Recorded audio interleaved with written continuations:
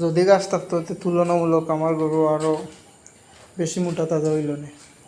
কারণ আমি সবসময় খেয়ে দিয়ে গরু পারলাম। আমি গরু আনছি প্রায় আজকে 2 মাসের উপরে হয়ে গেছে, 2 মাস প্লাস, 2 মাস 5-7 দিন হইব।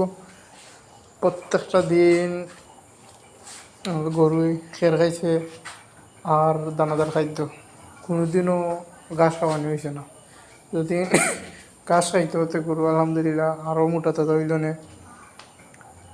আর এখন যেহেতু বর্ষার সিজন, এর লাগে ঘাস খাওয়ানো সম্ভব হয়েছে না। তবে ইনশাল্লাহ গাছ লাগানোর চেষ্টা করুন। গাছ লাগাইলে পরবর্তীতে গরুগুলা ঘাস খাইলে আরও অতি তাড়াতাড়ি মোটা তাজা হইব, প্লাস খরচও কমব। এখন তুলনামূলক খরচ বেশি, যার যদিও ঘাস হইতে তাইলে অতটা খরচ গেল না। তার ফলে আলহামদুলিল্লাহ 2 মাসে অনেক পাক গাইছে, অনেক পরিবর্তন হয়েছে গরু।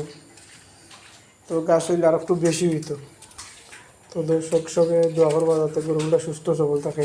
আসসালামু আলাইকুম।